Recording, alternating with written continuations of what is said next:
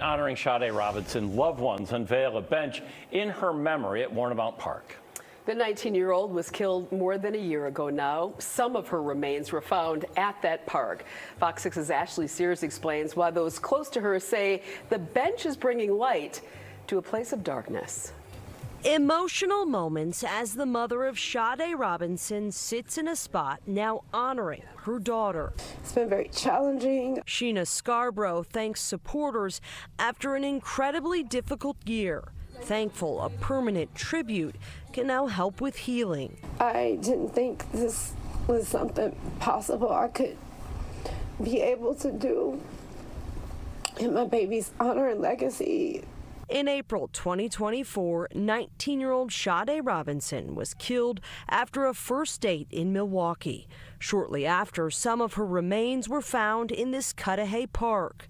In June of this year, Maxwell Anderson was convicted of her murder and is now serving a life sentence. The hurt will never go away. In January, families set up a GoFundMe page, raising nearly $50,000 to help create a foundation in Robinson's memory, dedicated to supporting missing people and victims of crimes.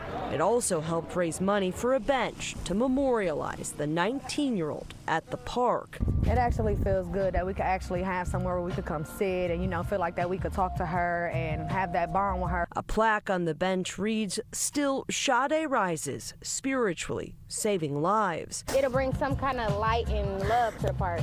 Loved ones want Robinson's legacy to continue, hopeful her story will not be forgotten. In Cudahy, Ashley Sears, Fox 6 News. Ashley, thank you. Loved ones are remembering a person killed overnight in a shooting. 2 other teenagers were also hurt. Milwaukee police were called to Fond du Lac and Hoyt around 11:45 last night. When they arrived, they rushed one victim to the hospital where they later died. Police aren't sharing any more information about the victim, but the family identifies him as 19-year-old Jarvis Phillips Willis. They remember him as a hard worker determined to make a good life for himself. Jarvis went to Project Stay, and he was in a housing program. Jarvis was really trying to make a difference and not be a product of his environment. He wanted to change his childhood because he was turning into an adult. So he wanted to, change his life, and he was making steps and strides to do that. Investigators say they believe the shooting started as a fight.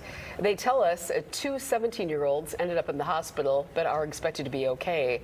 So far, no one is in custody. If you know anything at all, you're asked to call police.